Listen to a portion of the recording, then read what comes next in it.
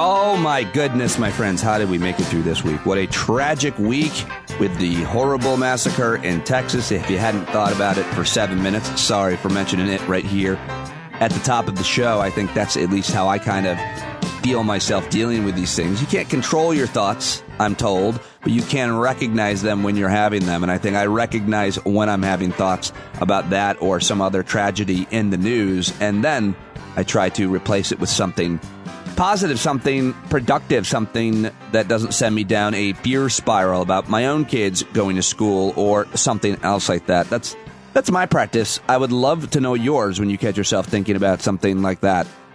That is either directly in your life or indirectly. Not telling people not to feel their feelings or avoid them. That's for sure. I don't know what I'm telling you here at the top of the show. I'm just telling you how I deal with it. You know what else I'm dealing with? A cold. I have a cold. Julia had it, thought maybe she had allergies, then it definitely was a cold, tested her negative, then I got it, and same thing, tested, negative. No monkeypox is what I'm testing for. What were you thinking?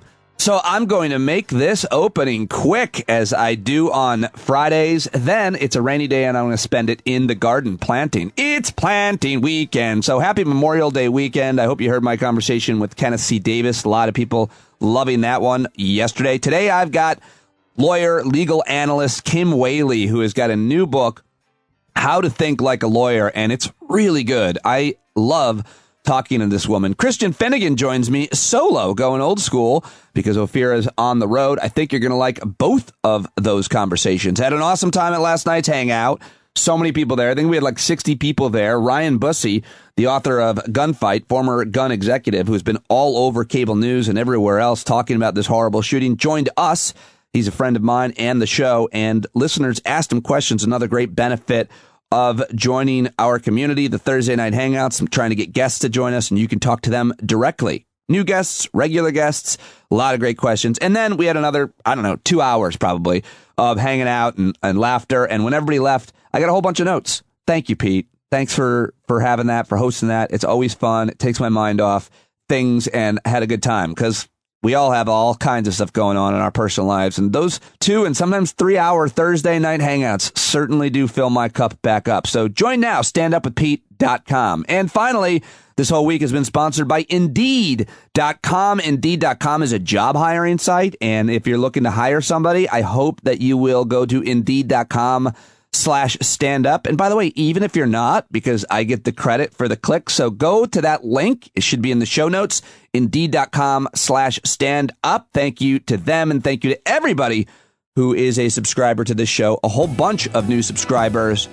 I was going to read all the names, but I'll read it on Monday or Tuesday, the last day of the month, so you can still get your name mentioned if that's something that you care about. Most people don't, but it's always fun, especially when it's a surprise. You're listening to your favorite podcast, or hopefully one of your favorite podcasts, and you hear your name. Well, it must be if you're subscribing to it, right? So go to standupwithpete.com right now and sign up, and I'll give those shout outs at the beginning, either first or second show next week. All right, that's it. I'm done yammering on. You don't want to hear anymore. Let's get to my conversations with my brilliant and amazing guests.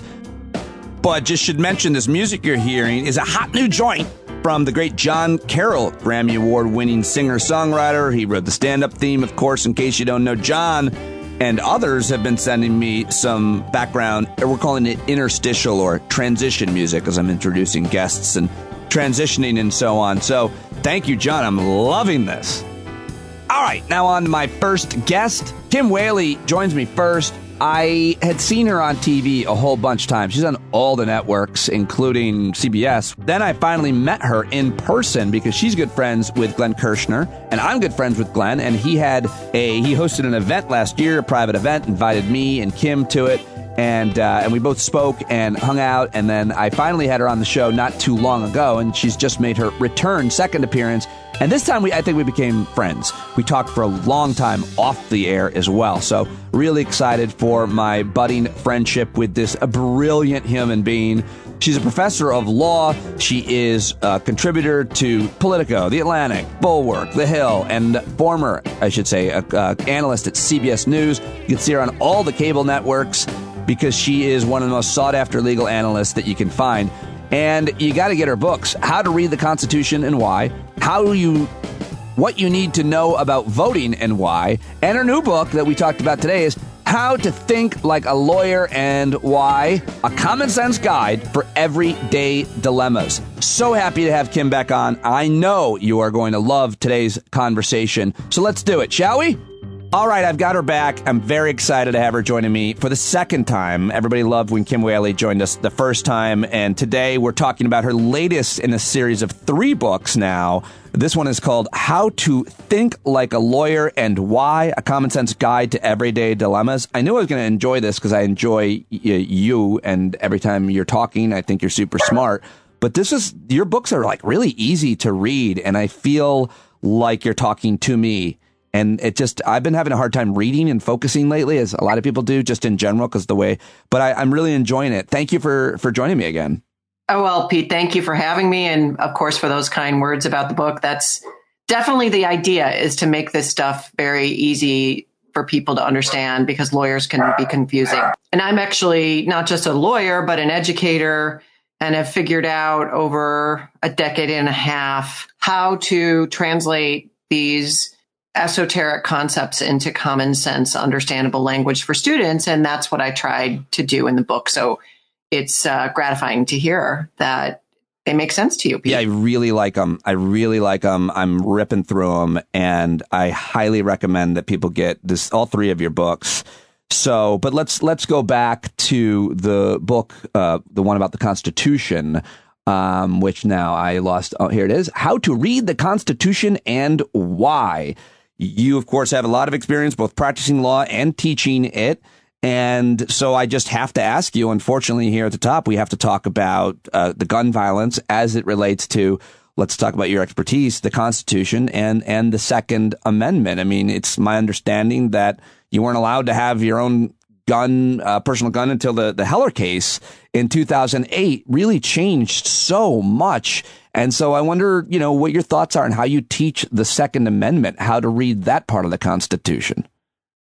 Important foundational concept here, Pete, is that there's a lot of mythology floating around in the general public about the Constitution and this idea of originalism or strict constructionism or textualism, these fancy terms that conservatives use to impugn progressive judges or ideologically left judges, on the idea that, there's one way to read the Constitution.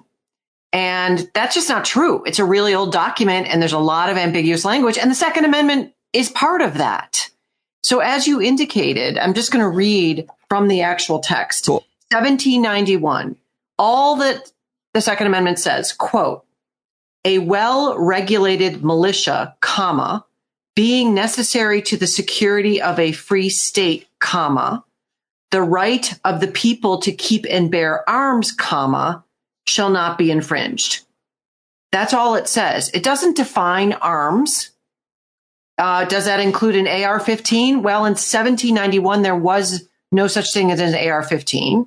It doesn't make clear whether, when it says a well-regulated militia, whether the right of the people to keep and bear arms is just explaining what a militia is, which is, of course, people coming together against the government in some way to protect their integrity against an overbearing government, or whether the right of the people to keep and bear arms is separate from the militia right. And as you indicated, the Supreme Court for many, many years only construed it as describing militias.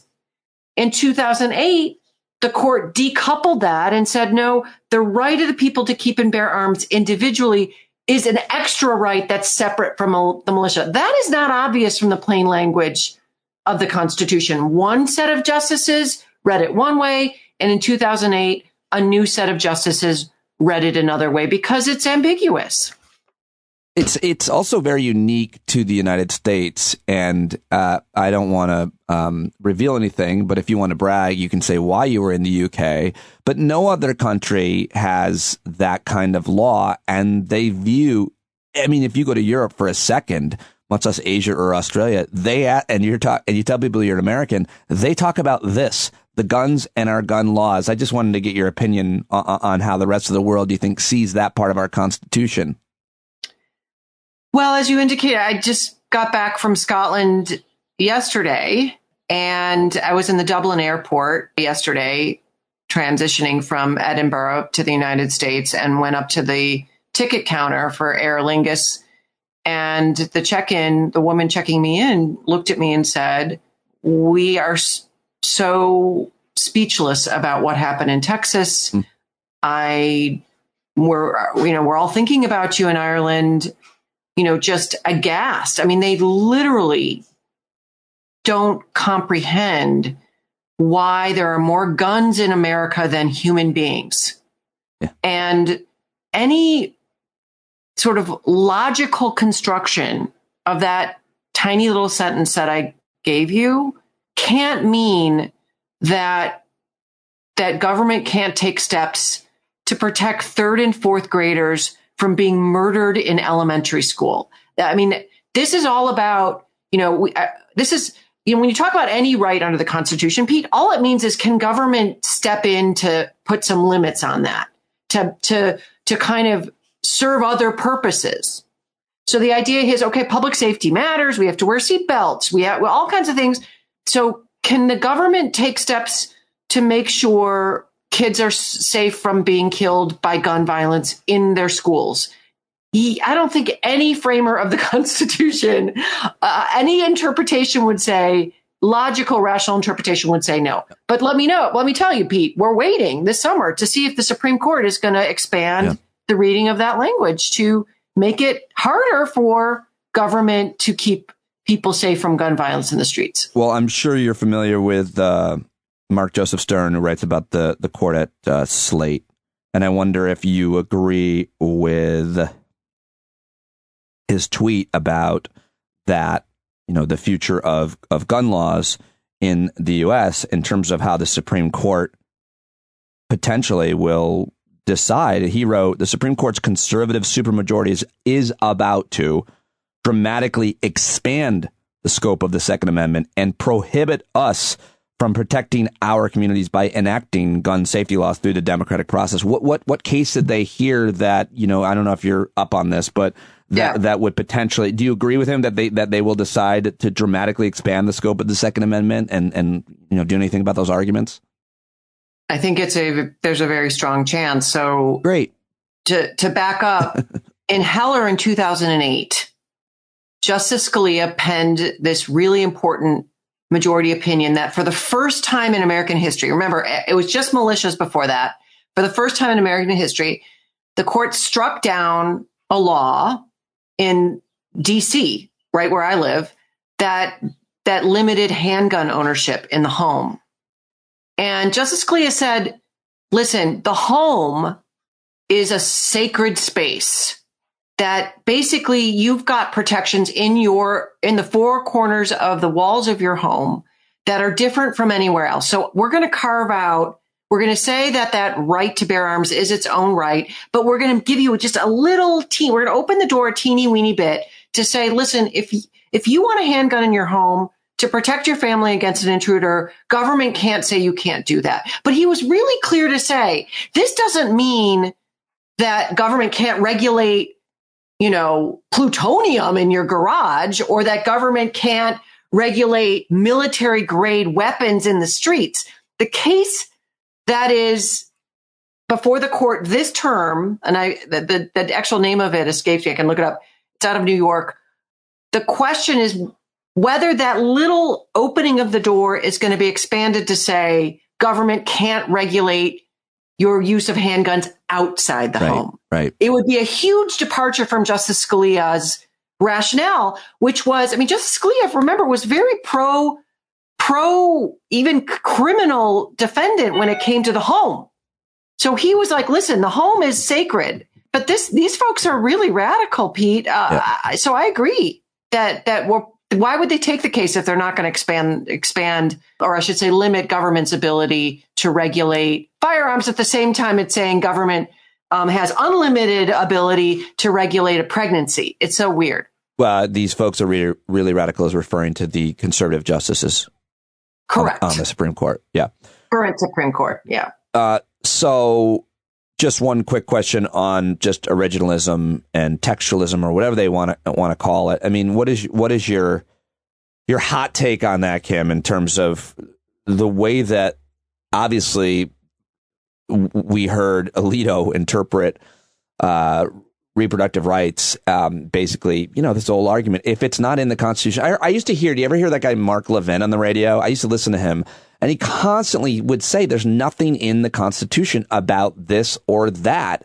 And it was a very convincing argument to his listeners and I guess to, those who support these conservative justices as well. But to me, I've always thought it's the dumbest goddamn thing in the world I did a couple pieces for The Atlantic on this back in December. I mean, again, back to your original point, there's a lot that's not listed in the Constitution. So if that's the rationale, guess what? We're in trouble. That is, we're going to have, if you get the wrong people in power, not only might they, decide gay marriage is illegal, they might decide any marriage has to be blessed by the government. That's not in the Constitution. There's a right of assembly in the First Amendment. There's no right of association, Pete. So you and I, if we're friends, government could say, we don't like that Pete and Kim are friends, so we are going to penalize them for that friendship. That's not in the Constitution. So in my, this sort of idea of it has to be written in black and white, it proves way too much. I mean, it means lots of our rights go out the window, number one. Number two, and I talk about this in the first book, the Constitution book.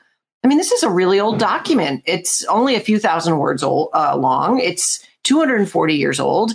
I mean, do we say that this is how we read other texts? Is this how we read the Bible, that you don't interpret ambiguous language? Is this how you read a poem? Is this how you read a contract? Is this how you construe a text from your boyfriend? Like, words have different meanings, and there's no different under the Constitution. I mean, this whole textualism original thing it's a decoy. It's a decoy for clamping down on American freedoms. We are being collectively duped under the guise of, these are fancy lawyers and justices. The problem right now, Pete, is because language is ambiguous. These 5 people who are unelected, the conservatives on the court, and are not accountable at the ballot box, they get to decide what the ambiguous language means for the rest of us. Right. And to me, that's anti-democratic. It's really disturbing. So well said. I forget who made this point, probably Eric Siegel, because I talked to him so much about these things. He was talking about some country that recently that looked at their constitution. It was written in 1988, and they're like, that is ancient. Let's update it. It's like ours that you just mentioned, is. Well, the framers made it really hard to actually update it. I mean, to update it, you need, both houses of supermajorities in both houses of Congress and supermajorities of all the state legislatures. It's close to impossible. But what people don't understand, and frankly, it took me many years to come to this conclusion myself, even as a constitutional scholar, when the Supreme Court interprets this ambiguous language, they're amending it. So you and I can't do it meaningfully at the ballot box through the democratic process because it's way too hard. But those folks can just decide, we want to interpret it another way. And it operates like someone's getting into the Google Doc of the Constitution and, crossing stuff out and adding language. And that's really a problem. I mean, honestly, the Ruth Bader Ginsburg's decision not to retire and Mitch McConnell's refusal to allow Barack Obama his Article 2 prerogative of appointing a Supreme Court justice. And frankly, Barack Obama's failure to stand up for the presidency in that regard. And the Amy Coney Barrett. I mean, that was the money shot, Pete. Well, I'd say the election of Donald Trump. The election of Donald Trump. I mean, the election of any Republican, I think, I think the 3 nominees that he got, but any Republican, I think, in the White House, whether it's Donald Trump or someone else, would have done this. And Mitch McConnell is fine saying, okay, Barack Obama, it's 8 months before an election, too close, but a week before an election, it's not. So, so the intellectual dishonesty is really disturbing. But the reason I wrote the books is that people are just, they're misled, they're lied to, where they're preyed on by emotions and prejudices. And so we just need to set the stage on the facts on how this all works. I'd love to be in your classroom and hear what young people think and how they interpret the Constitution, what with the just ubiquity of technology in their lives. That's another thing, obviously, that was never considered. We can talk about the weapons, but we probably should talk about Snapchat and Facebook, et cetera. But well, yeah, I mean, the framers were supposed to, in the Constitutional Convention, talk about updating the Articles of Confederation, which was the Constitution before the Constitution. And it had a very, it had no executive, no president. It had a weak Congress. And it was more set up at the state level as a direct democracy. That is, you just count all the votes. And they showed up and they actually scrapped it and wrote a new one and said, we have a republic, a democratic republic. What does that mean? We have representatives and the sort of like these grownups in the room, because the framers understood that populism is really dangerous, that bad information spreads much faster than good information. And back then we're talking horse and buggy, Paul Revere, parchment paper. Now it's Twitter, right? And so they said, okay, we need a layer of white, rich males at that time, but we need a layer of reasonableness to come in so that people don't vote against their interests. So yeah, now that we don't even have comments out of facts, that we have algorithms that are feeding us our prejudices and to our phones, I think that is a major reason democracy is failing. A major reason. I've been writing about that for about 10 years in many levels, but you put your finger on kind of the logistics of why the Constitution is failing. And I don't mean to be the gloom and doom, downer, but I'm not optimistic for democracy in America right now. I'm not sure who is. Who are they? Where are they? I find them. I'll interview them. You also wrote what you need to know about voting and why. And I just want to ask you one question about this before we get to your latest book about how to think like a lawyer and why. But this past week, there were elections in Georgia. A lot of concerns about the new voter suppression laws. I saw you tweeting about this. I'd love to believe that those of us who have been harsh critics about these voter suppression laws, as we should be, I think the criticisms are accurate, but that somehow in Georgia, where they've instituted these laws, they didn't have as much an effect on the primary as we might have feared. Is that an interpretation that you agree with? Are you read in on that? Well, just in reading the data and the tweet of the piece that I forwarded, that is, I think, good news in that, Donald Trump also didn't come in and just put in people that, that were loyal to him and supporting of this fake fraud in the election, et cetera. And that the numbers were up both for Republicans and Democrats. We've talked about this before, Pete. You have kids, I have kids. I can't hang it up and say it's all over, and then I'll end up at the, cowering in the corner. That I can't do that. And, and honestly, the only way to save democracy is to come out in absolute droves to the ballot box. And the fact that this is not a presidential year, the fact that these were primaries and that the numbers were that high, that is the good news. And the fact that Georgia made it really, really, really, really hard. Yeah. Now, I mean, I'm not supporting voter suppression laws. I disagree with the angle that, there's a lot of hysteria from the left. It's not hysteria. It's real. They did make it really, really, really hard on purpose because the vote really matters. But still, historically, about 50% of people vote. Imagine that number, Pete, was 90 or 95%. That is the only way politicians are going to say, we have to stop listening to big money and our donors, and we have to listen to voters, because only 5% of voters want reversal of Roe versus Wade. And 90% want gun control. It's not happening. So our elected officials are not listening to us. I don't care where you are on the political spectrum. They're answering to somebody else. And the only way that they're going to shift that is because they get thrown out at the ballot box, even though they voted to make it super, super hard for them to lose their power. It's the only way. Because of the gerrymandered districts? Gerrymandered districts, which is where politicians pick their voters and not the other way around. Yeah, number one. Said. I've never heard it said that way. That's perfect. Yeah. And number two is what we call voter suppression laws, making it 700 obstacles that you have to go through to be able to cast a ballot. And that's if you're disabled, or if you're elderly, or if you live in an Indian reservation, or if you live in poverty and don't have a car, and you have, all of these, it should not be so hard. We can do the most intimate financial and medical transactions on our phones. And I know I've talked to experts at MIT who say voting isn't quite there yet, but there is no reason. Fraud is a scam. Yeah. There's no reason other than to continue to take the power from the people to put up all these hurdles. But my answer is, Pete, hey, I look at the moms in Ukraine who had their borders were attacked, their children are being killed, and they're taking up arms and they're fighting with no skills to protect their kids.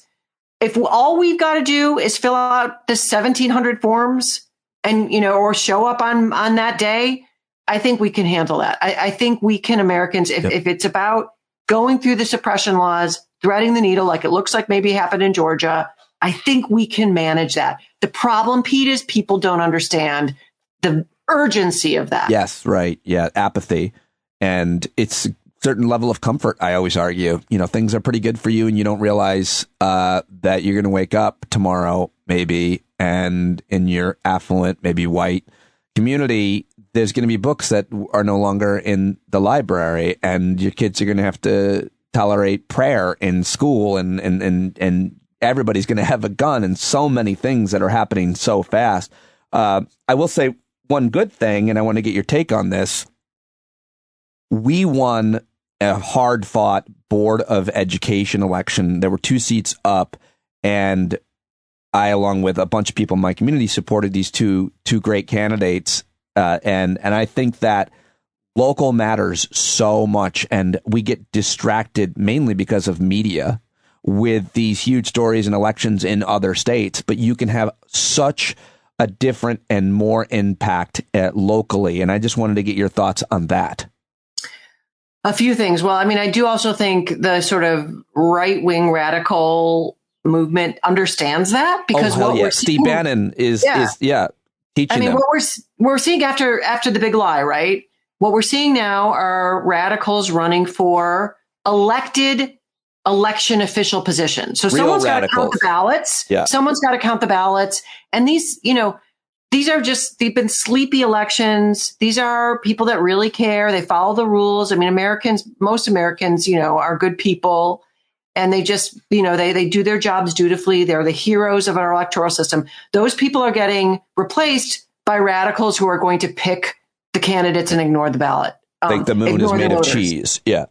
So there's one example. Why does it matter? Local elections. Number 2, George Floyd anniversary recently. Yeah. There are prosecutors that are elected in this country. So you want to have fairness in the criminal justice system. The power is what the prosecutor decides who to prosecute. You can pick those in some places. In some places, judges are elected at the state level. You want people that are going to protect reproductive rights under state constitutions. You can vote for judges, and in some places, sheriffs are elected. So the people that are actually enforcing the law. So there are elections, and now we're talking about schools. What goes in your school? What is taught to your children? What books can they read? What is the safety circumstances? So it's not just vote for these folks, but run for some of these offices, Pete. Right. Absolutely. All right. Let's get to the reason why I really wanted to talk to you, just in terms of this is your latest book, but we've been talking about a lot of your other work. But this book is different than the other two in that those books are, really good nonfiction that educate you on important issues, voting, the Constitution. This book is kind of self-help. I mean, I really am learning a lot. I'm someone who definitely needs this book. I understand a lot of the ideas, obviously, is in terms of critically thinking, but you teach us how to implement them, how to think like a lawyer and why, a common sense guide to everyday dilemmas. You smartly open the book laying out every possible criticism of your profession, which I appreciate. And so you acknowledge that. Let's just put that aside for the sake of this conversation. You concede all of those stereotypes about lawyers and so on to talk about why it really matters to try to think like a lawyer in so many different aspects of your life, your personal life, your career, all of it. Why did you write this book? Well, it is a self-help book, but it's really part 3 of the series, in that, it kind of ties into what we were just talking about, even with law, this black and white thinking that it's all or nothing and my team or your team. And I think that not just technology, but also our entrenched way of, thinking about our team mentality, and you're on my team or you're not. Like abortion is either right or wrong. Yeah. Gun control is either right or wrong. I mean, no. The Constitution either says X or it doesn't say X. No. Life, we know in our everyday lives, hard decisions are nuanced. We've all made pros and cons lists, right? And so lawyers understand this. So I really wrote the book because, I'm disillusioned around judges right now, disillusioned about the ballot box. And I think to really make change, we have to start communicating with each other better. We have to start tolerating that not everyone's going to agree with us, and that our power comes through connection. And so believe it or not, lawyers are like, lawyers are famous for arguing, right? For being entrenched and aggressive and kind of having to win. But that's actually not the art of lawyering. The art of lawyering is turning over every stone and understanding completely the other side's position and explaining to your client, listen, you might not get everything you want. This is the best I can do. So the idea, there's a 5-step process in there, distills what I teach law students. And you asked me earlier, okay, what is it that your students think about the Constitution? I'll just tell you, they come into law school increasingly year after year thinking it's about finding an answer. And it's not. It's about finding the question. That's what lawyering is. It's about looking for the questions and the nuances, not the answer. If there's an answer, you could Wikipedia it. No one's going to hire you for $500 an hour. Chapter 1, thinking like a lawyer at work. 2, thinking like a lawyer in family life decisions. 3, thinking like a lawyer in civic life. 4, thinking like a lawyer in healthcare decisions. And chapter 5 is thinking like a lawyer in hiring a lawyer. We can't possibly cover all this book, even though it's short and easy to read, like I said.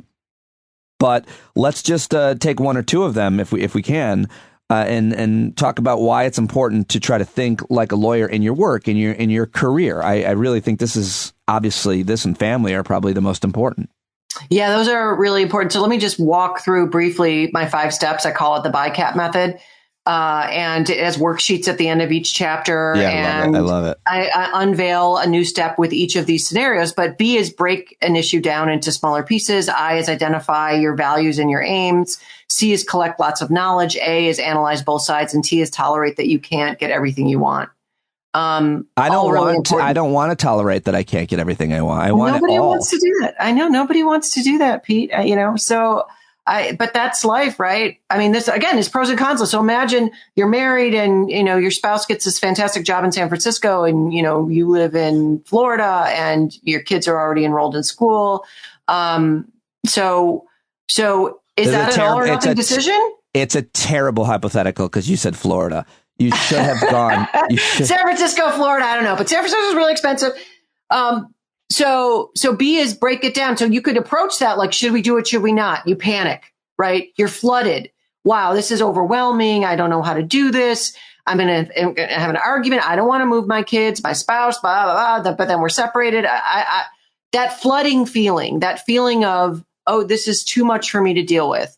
B is break it down into smaller issues, break it down into finances, break it down into, your children's issues, school, friends, logistics, all of that's what a lawyer would do. It's not one question. It's multiple questions. Yeah. 2 is then you identify what your values are. Is your value primarily, professional development? Is your value you can identify them all. Is it stability for your kids? The point is, Pete, you can't have all of that. You can't move to San Francisco, uproot your kids, and adhere to stability. You can't.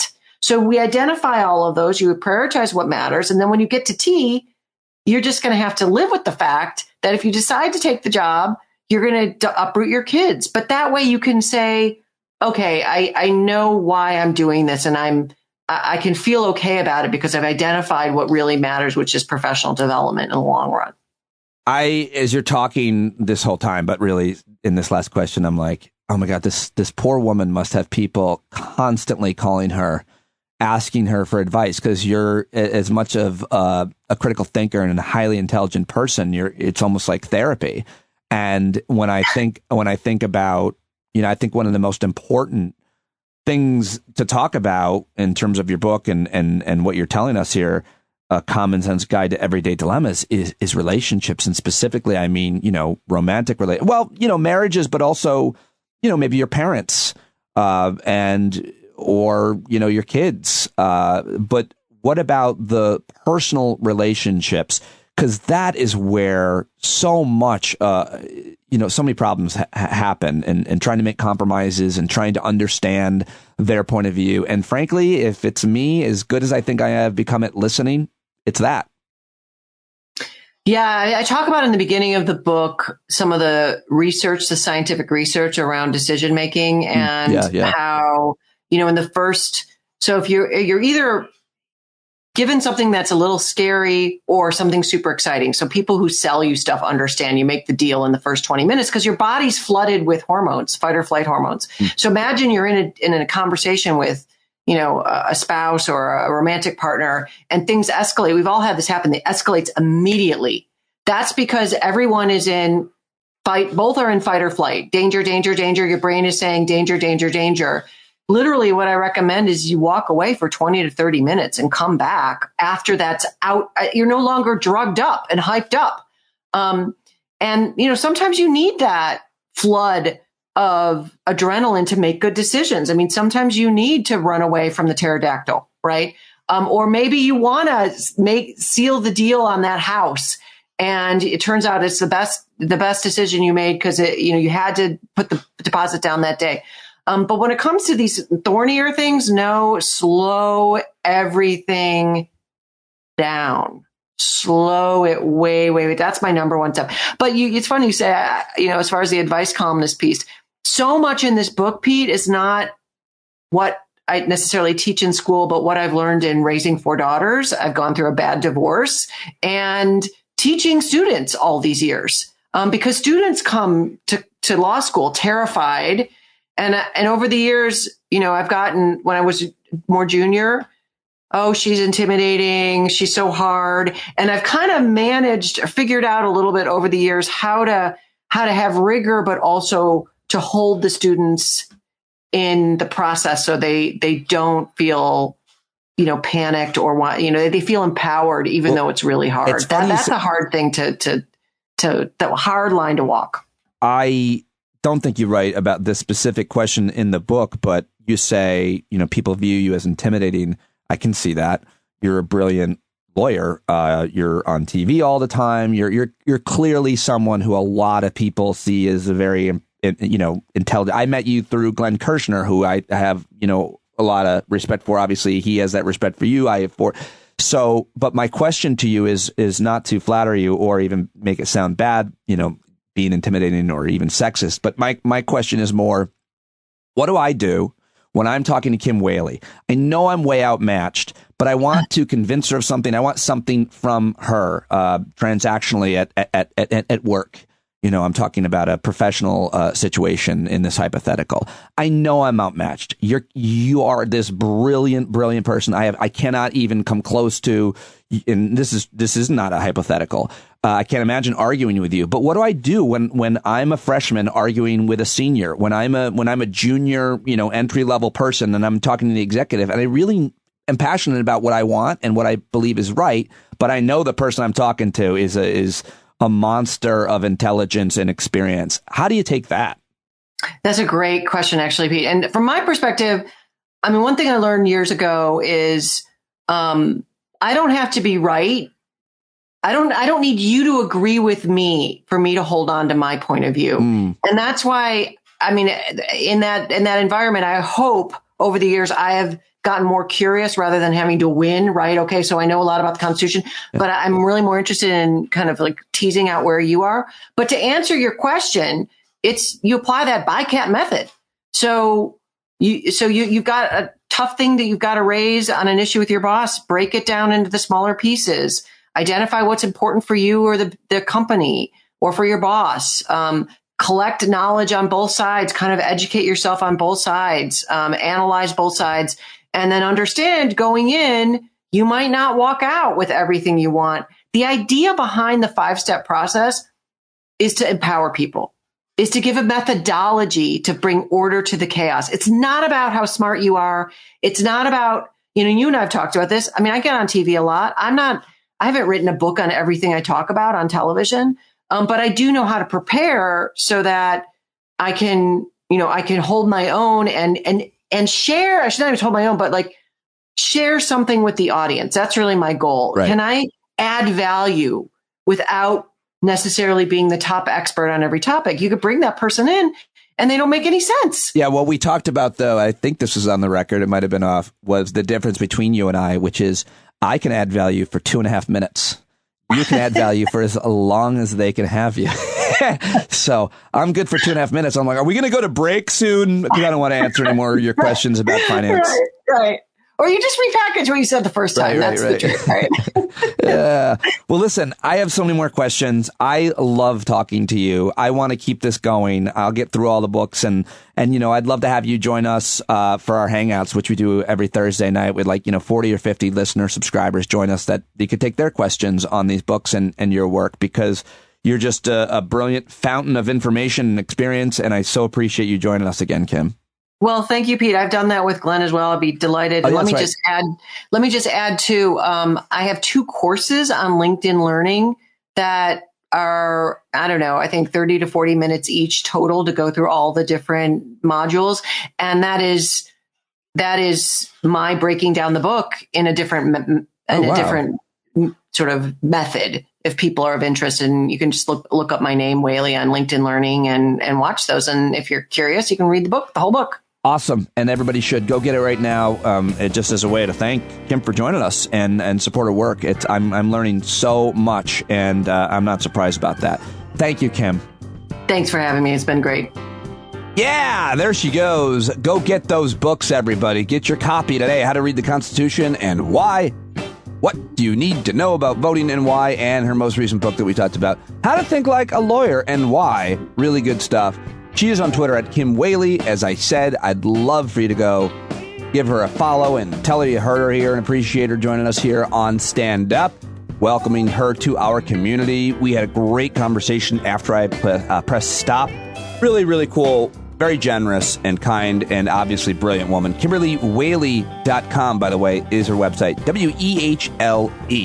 Okay, last guest of the week is Christian Finnegan. Normally, Christian and Ophira Eisenberg joining me on Fridays. Last week, it was only Ophira. She's traveling this week, and Christian is here alone. We had a great conversation, as we always do.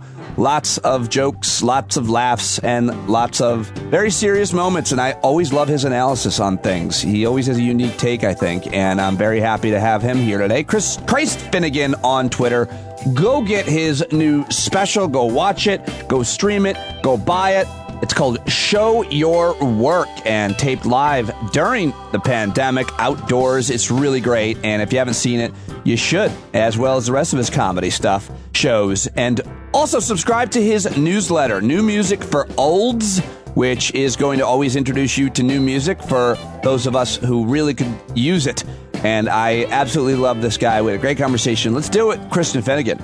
Okay, so there he is. We're going old school. It's just Christian Finnegan and I, and missed you last week, and great to see you this week. How are you? Yeah, I like how you're dancing around the fact that Ophira and I are clearly in a spat right now, and we cannot be on the same podcast at the same time. Yes, you guys, what's the dispute over again? Just whether you should keep that beard or not. I'm not going to tell you who's pro and who's con, but one of us thinks you look ridiculous, and the other thinks, hey, it's better than without it. You're talking about this beard, right? Not my... Yeah. Not your merkin.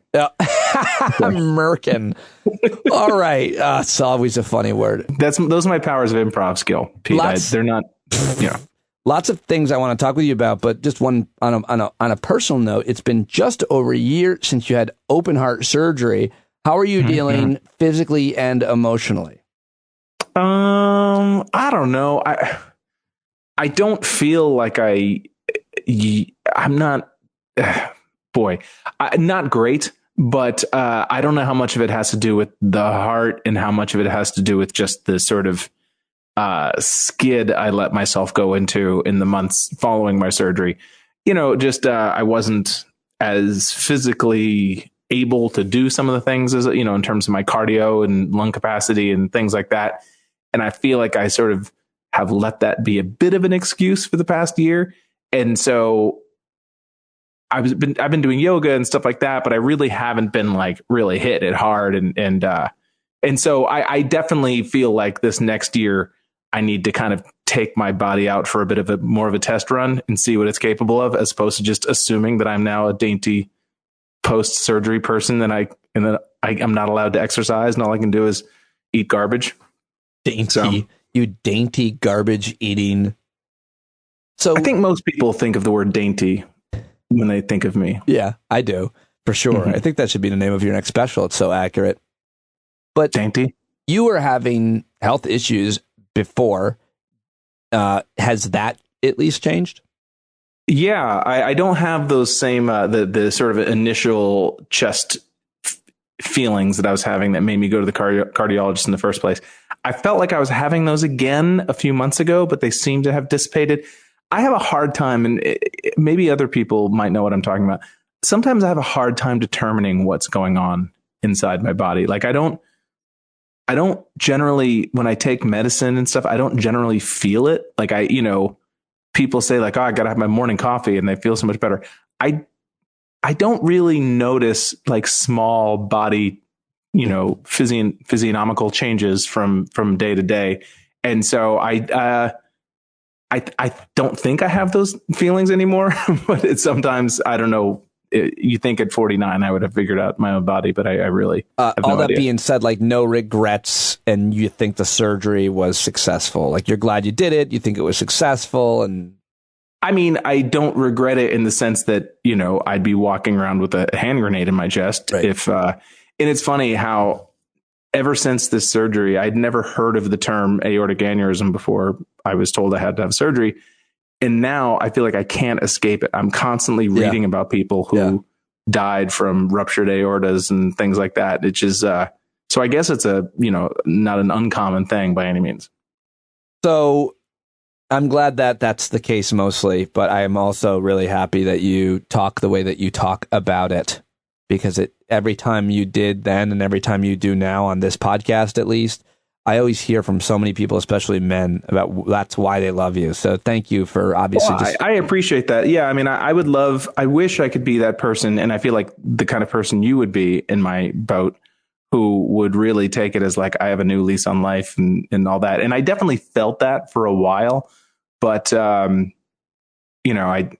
may have said this joke in the past, but, that I got a new lease on life and have spent the last year defaulting on it.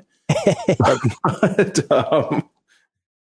that's okay. But, I think, but again, I think whether it's me or you or anybody, like the fact that you just say that and admit it and joke about it too, it gives other people permission in a similar situation to, handle it however they handle it. And it doesn't mean anything's not going to change either. So I just think it's great. I don't give myself really any credit at all for the things I actually do or don't do, but I do give myself credit for not being full of shit about it. Yeah. I have a pretty good grasp on my motivations, be they positive or negative.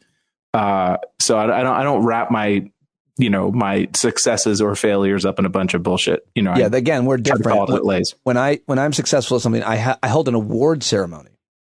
Yeah, I've heard that. Just the amount of money you have shelled out in sashes, just sashes alone. Well, red carpet, it's super weird because no one's there and no one cares, but I do it for me. I have my own little red carpet. I get all dressed up. You hire Johnny Weir and Tara Lipinski to sort of stand and Johnny Weir and interview people.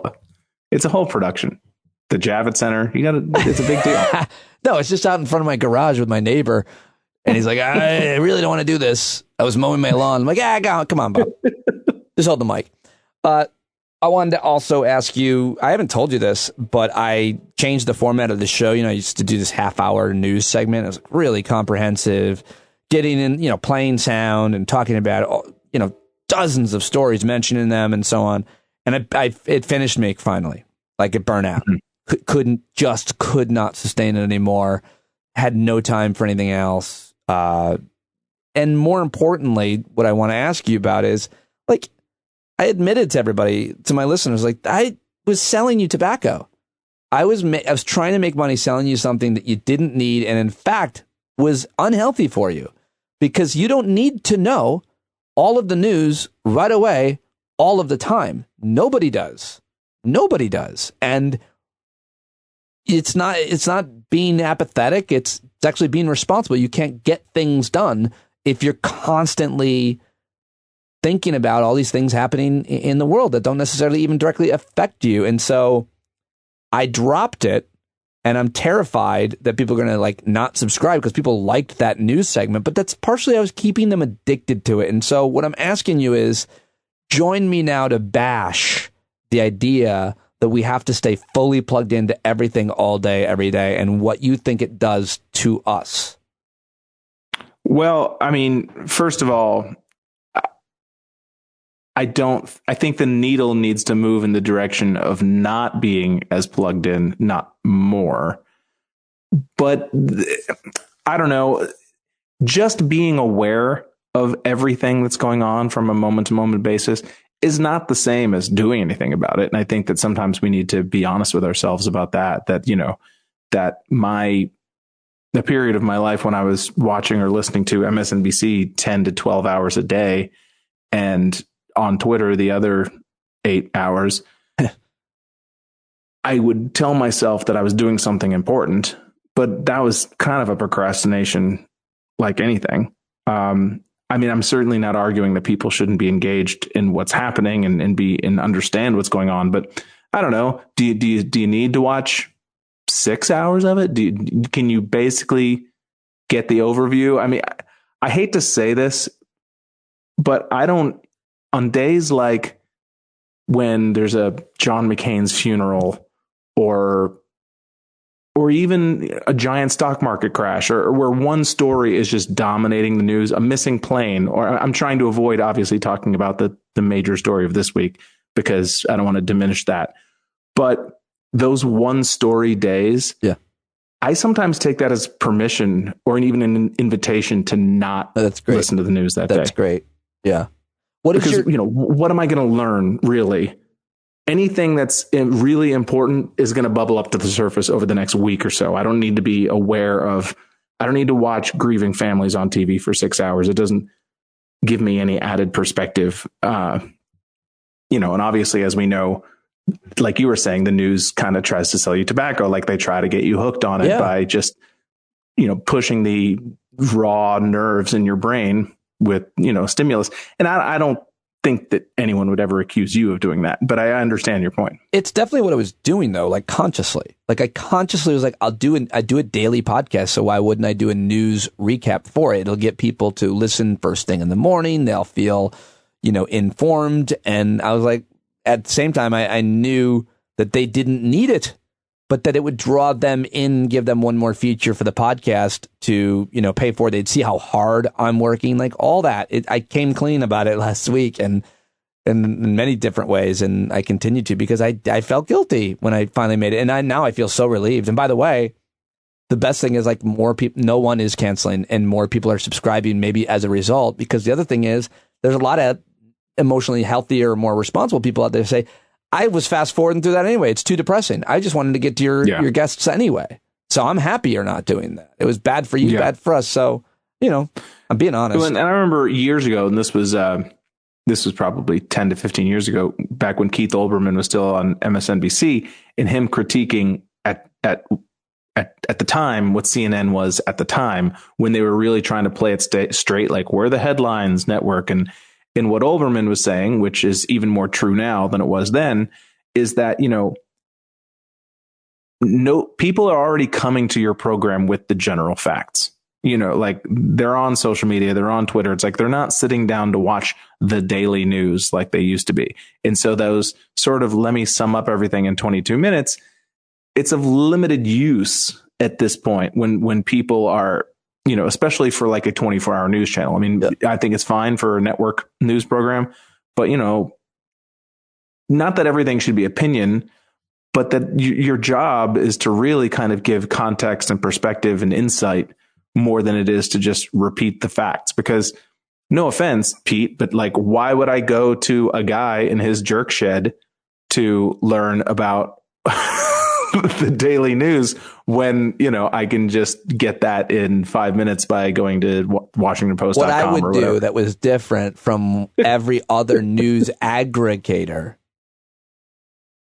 was nothing. I don't think anybody was nothing. No, you know, what people did say is like, we like your spin on those stories, but we'll take your spin on anything. Like, just do 3 news stories, you know? So I've been doing like 3 or 4 news stories every day. And it's just like, but the point is, they're the most important ones, or they're undercovered, and I don't spend a lot of time on them. And even then, I'm not even sure I have to do it. And more importantly, talking about spending that time during the show and in my life, like doing other positive things is best. But you're absolutely right. There's just so many different tobacco companies out there selling you the news. And, you know, by the way, it also forced me to like really do a deeper dive into what's out there if you do have limited time. And so it's interesting to think about the 3 network nightly news broadcasts and then go, well, if you really want something, go to PBS, like the News Hour.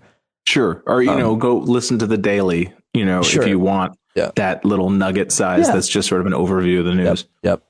What's your news intake, and does it change based on what's happening in the world? Like when the war started, the invasion, were you like kind of more plugged in? Since the shooting, have you been more plugged in? Like, do you choose your battles? I mean, I hate to say it, but I would say that the vast majority of my news intake is just scrolling my Twitter feed, because I mean, I follow so many different news sites at this point, and that will then lead me to, you know, a Washington Post article, or occasionally a Times article, or, you know, whatever, Mother Jones, The Atlantic, whatever. But I usually kind of treat my, you know, I have lists. I have my Twitter, you know, you can separate them in lists. So I have like a news list. And so I can just click on it and scroll through that. And I'll feel like honestly, like I said, I feel like I can't get away from the news more than I don't really feel like I'm not hearing what's going on in the world. I'm hearing it's fine. But yeah, I mean, I will occasionally listen to the Daily if I'm in like a car, if I want to drive, you know, or I'll throw MSNBC on the Sirius app or whatever. But yeah, I mean, it's funny that you ask me and all of a sudden I'm a little bit stumped, because it's like, I feel like I'm just awash in news 24 hours a day.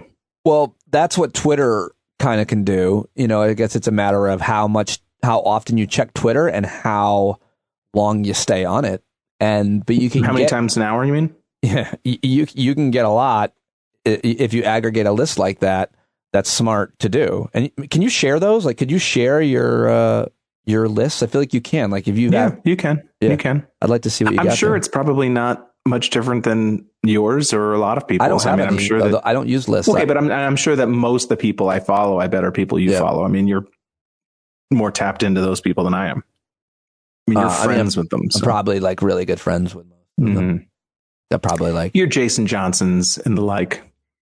You know, you're Wajid Ali's. I drink rum with Elie Mystal, but whatever.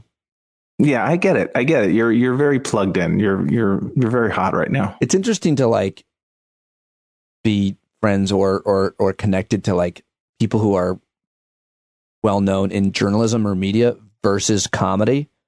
I mean, I've got the comedy friends too, the entertainment friends, but it's like people's reactions to different kind of celebrities is interesting. And I just sometimes I think like some of these news people are like, I'm not a celebrity. I'm like, you kind of are, Jake Tapper. Like, I don't know. Yeah, I don't know what you're telling yourself. And I understand that if you have any credibility whatsoever, you're doing your best to not lean into that as much as you can. But it's like, you know, they're all professional wrestlers on some level. You know, they're all kind of amping up their characters ever so slightly the same way that a comedian does. I've told you this, right? That like the best summation. I was watching this show. I probably have mentioned this. Do you remember there was a show on MTV for a long time called Tough Enough? It may still be on. I think so. It's like a reality show for people trying to become professional wrestlers. Oh. And it basically was like American Idol, but just for professional wrestling or whatever. And I was on a plane once flying from LA to New York or vice versa. And I just watched I'd never seen it before. And I watched like 8 episodes in a row. because I don't know why I'd taken an edible or something. But there was one episode where instead of, doing wrestling moves, they were learning how to like create their character. Yeah. And the actual professional wrestler guy had the greatest advice. And I think of it in terms of comedy all the time, is that rather than just make up some character, it's like, I'm the Egyptian pharaoh or whatever sort of silly character. Find a piece of your personality that's actually there, like one aspect of your personality, and turn the volume up on that. Right. Which is, I think, what comedians end up doing, and I think to a certain degree, I think some news people do that as well. They have their faces they make, or their sort of certain brand of credibility that they try to get across. And it's a little, obviously it all goes back to broadcast news. Anybody's seen broadcast news, it's the William Hurt thing. Right. I think that's a great way of saying it. Don Lemon and Tucker Carlson both are two that come to mind of just really. Of course. Rachel Maddow has, for sure. She's got a character that she's playing. And I'm not saying it's a bad thing or a good thing. I'm just saying would be ridiculous to pretend they're not doing that. So let's talk about the horror show in Texas, and hard to get your head around, isn't it? Yeah, it's hard to know how to talk about. I thought about this all day with you, like with how I would talk about it with you, and what your kind of your take would be. We've been here so many times, only once before with the slaughter of children, and I guess the hardest thing is the obvious, the loss and the way it happened. But the secondary hardest thing is to listen to the ensuing argument. It's so hard to listen to Ted Cruz or somebody talk about entries. How many entries? It's hard. I find that the excuses are just getting so absurd. Yeah. But I don't know how much of that is getting through to people who aren't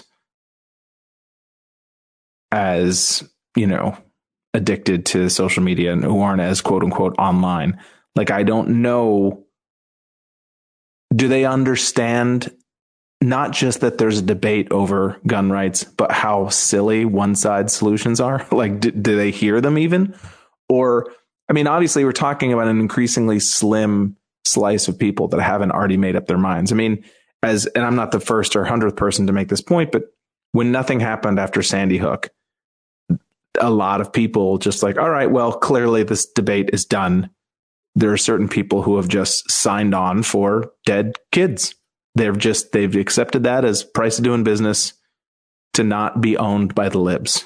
Like, well, that don't is say the price. Nothing was done, because nothing was done at the congressional level, but at the state of Connecticut level, they passed a lot of laws. So I want to give credit to all those people. But of course, I don't want to diminish that, but I'm saying in terms of where the sort of public pressure was going to be to enact national change, that and I, obviously you never want to get hopeless, and the sort of just raw, are you fucking kidding me? That is emanating from so many people right now makes me, I don't know if hopeful is the word, because I think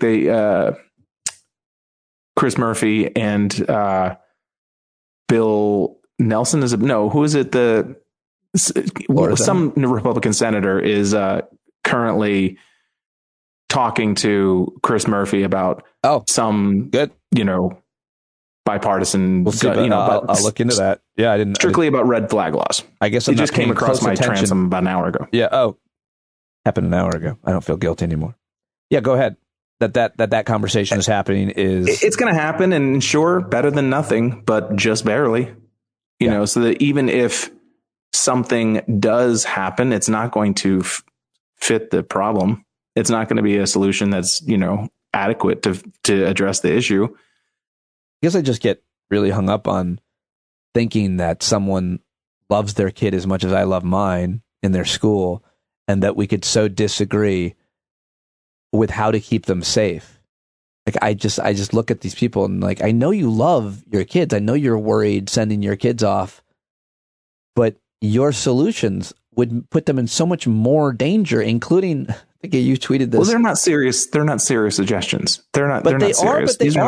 They are, because I've seen them be made at like the board, like my meetings in my school. Like they want more guns. They want more teachers armed. So I agree that they're not serious in terms of what they would do, but people get convinced by them. But they only bring up that we need to arm teachers and we need to harden these targets, quote unquote, and all that. They only bring that up as a defense when they're being attacked after a shooting. You know, you can tell how not serious any of these things are, because none of these things are ever talked about just on a random week where there aren't shootings. I never see Republicans, you know, on the Senate floor being like, you know, let's create one point of egress, you know, entrance and exit other than the week of a shooting, you know, so it's like it's strictly a parry. That's all it is. It is just a deflection of the blows that they perceive as coming at them. It's like, let me just get through this 10 days and then everyone will shut up and we can just go back to the status quo. Right. It's the equivalent of a boxer, you know, closing up, you know, over their face and just, you know, trying to cover up their ribs. Yeah. And then when the punches stop, they can go back to being normal. Run out the clock. Yeah. And, you know, I mean, this time does feel slightly different in tone, just because, like you said, they are children. And obviously the just utter and complete failure of the police force, from what everyone's gathering now, it does just obliterate a lot of the standard Republican talking points, which is why they're having to retreat to bullshit about like having one door and crap like that, is because they're a good guy with a gun and we need to, you know, give local police departments, SWAT teams and ATV, like all of that stuff is just, this has been an object lesson in just how absurd and stupid those talking points were. And so that's why they're having to retreat to just nonsense at this point. The solutions that they have been talking about, hardening the building and everything. I think it was your Twitter timeline where someone just made fun of the one door idea. Have one door, and then I'm not the fire I'm not the fire marshal, but like some of these solutions could create a way less safe situation. Like if in case there's a fire, like the fire department, you have to have more than one exit. Have these people ever even heard of snipers before? Like if you so somebody runs in and pulls a fire alarm and then they go up onto a hillside and just pick off kids as they come out the door. You know what I mean? It's so stupid. And I know that. Can you stop giving out ideas, asshole? Yeah, I'm sure I'm the only person to have thought of that. But, you know, and now I'm seeing some people try to backfill these dumb ideas with slightly less ridiculous sounding versions of, you know, the whole one door thing. There's a guy, you know, do you know Robert George? Yeah. Yes, I know. Yeah, I know he's him. a nice guy. Like I know he's him personally. He's a Republican, but he's like a sensible, seemingly rational dude, and he kind of floats around in the comedy circles. I've known him for a long time, not well, but on a hi, how are you basis. Yeah.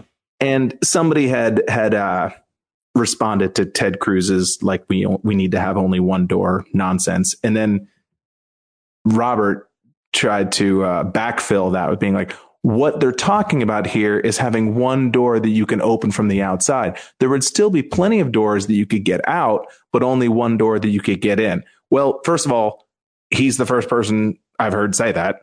That's not what any of these Republicans have said. I'm sure that's probably where they'll land, and they'll act like they'll try to gaslight people into believing that's what they were saying the whole time. Yeah.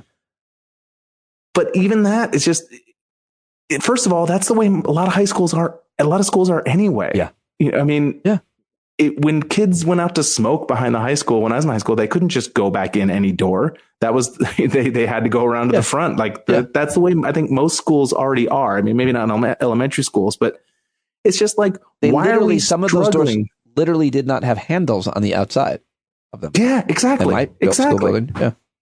It's just, like I said, they're just filibustering until the rage dissipates. Right.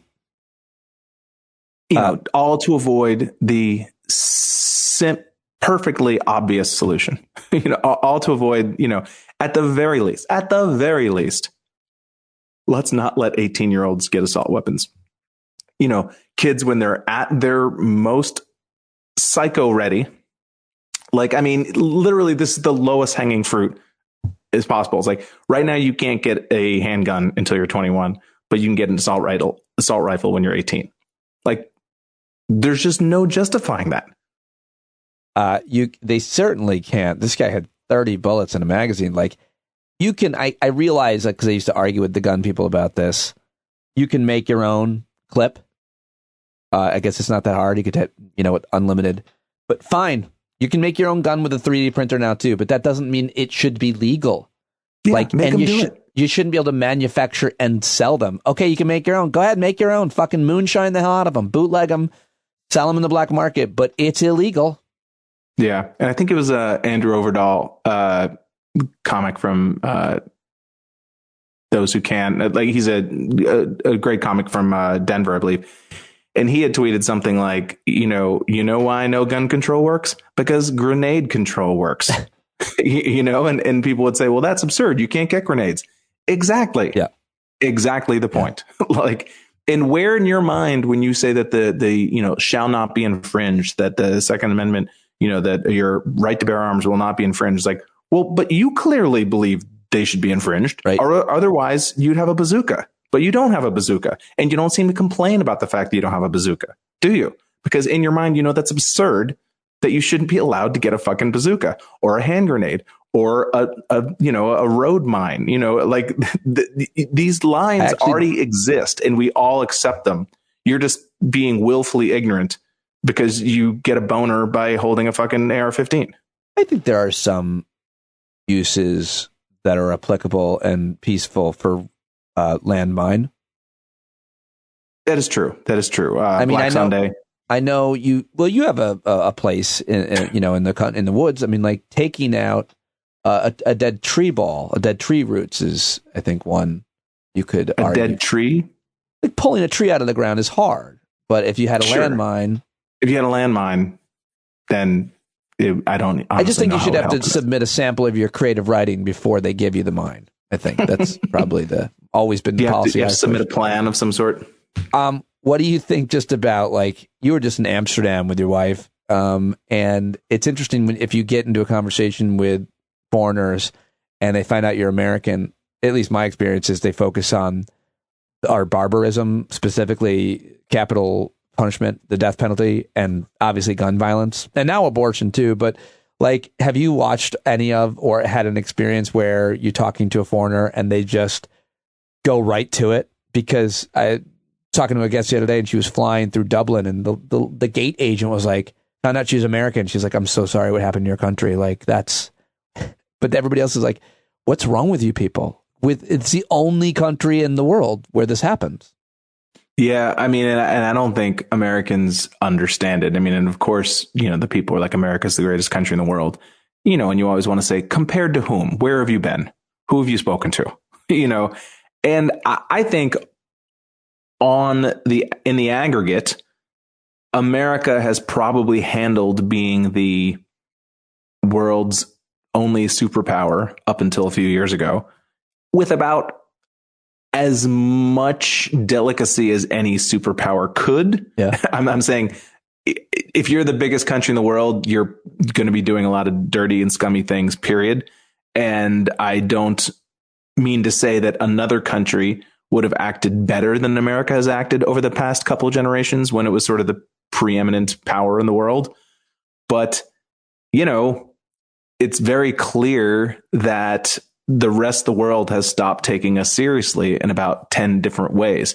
And that if America is still the quote unquote greatest country in the world, it's only because of sort of market share, that we have sort of captured, industry around the world, our oil companies and our McDonald's and our, that we just have our fingers in the world's pies so much that maybe we squeak out as still being the biggest country in the world. But, you'd be a fool to think that that's that's trending upwards, right, at this point. Last thing I want to ask you is just bash Elon Musk. You had a really funny tweet. That was about if you're ever, you promised that if you're ever a billionaire, we'll never hear from you again. I think it was something like that. Yeah. Really, That's a really you'll maybe, never hear a word from me. Yeah, folks, I don't know what the future holds, but I promise this. If I ever become a billionaire, I will go the fuck away and you will never hear another word from me. That tweet made me think for a while. It's just like, wow, yeah. I guess there's a correlation with making a lot of money and wanting everybody to know who you are. I suppose it's not always the case, but Elon Musk. Well, I mean, it's definitely, and this is yet another area in which social media sort of infected the body politic, is that, I mean, there have always been those billionaires who needed the laurels as well as the money. Yeah. There's always been those sort of, Daddy Warbucks types who needed the public accolades and whatever. I don't know why I'm picking on Daddy Warbucks. Yeah, seemed like a fine fellow.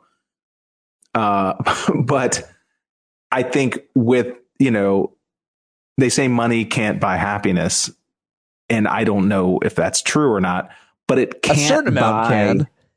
I'm sorry? A certain amount can.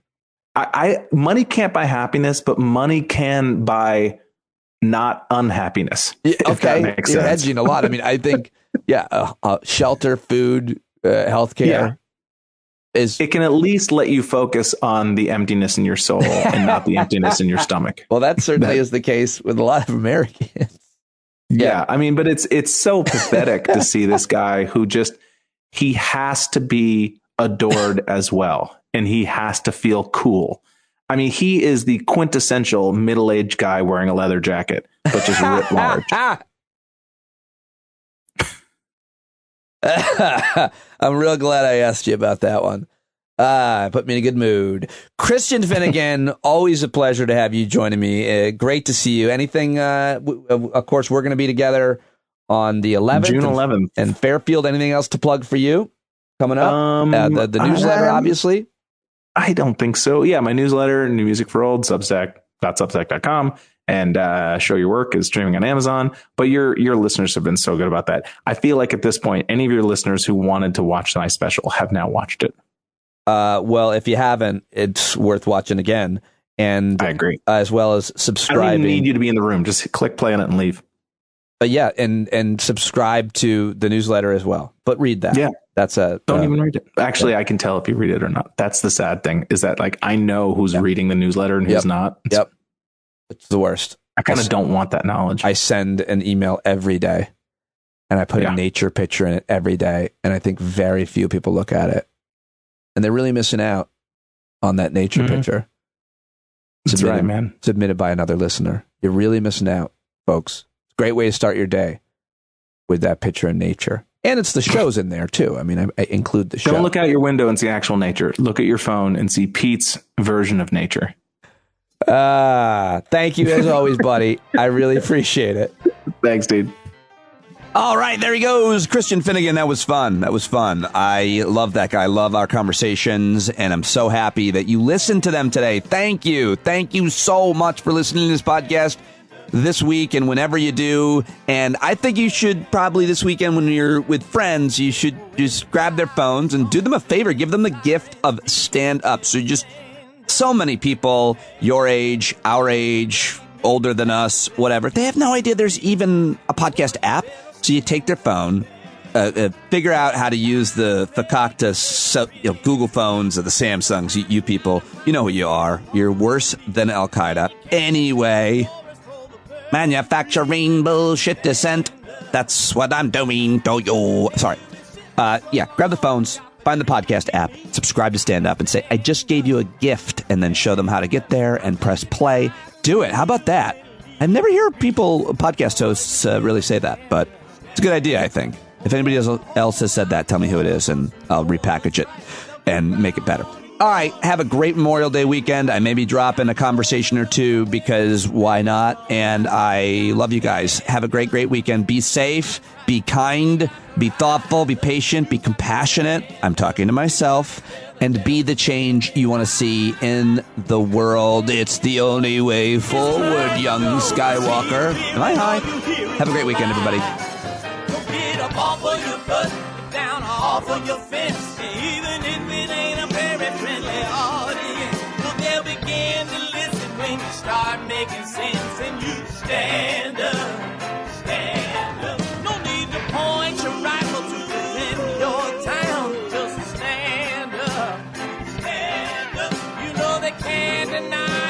you're laying down. Oh, you better stand up, stand up. Show your face of every color, yellow, black, red, and brown. Tis the place where every lost child will finally be found. There's only one thing to do before we stand our ground, and that's stand up, stand up. Well, the founding fathers saw a land for all. They had to stand up, they had to stand up. They had a keen imagination for a crystal ball, drawing all the plans of a stand up. But all they had to go on was the time they were in, with other causes for laws, and since they weren't even sin, they knew that change was gonna come before the change could begin. They had to stand up. All right, they had to stand up. We got to stand up. We got to look the devil square in the eye. We gotta let him know it's his time to go, and make it clear when all we hear is a lie. Why you lying awake wondering where the money all went? It'll be the cost of freedom that'll go unspent. You can see him flee the scene of that experiment if you stand up. All right, we got to speak up, we got to reach up and raise your voice in every way you know how. Don't be toes up, you got to show up. Ain't no better time to do it but now. No need to pledge allegiance to no wanton tribe. Rise up and show obedience to the voice inside, and listen well and it'll tell you not to run and hide. It says stand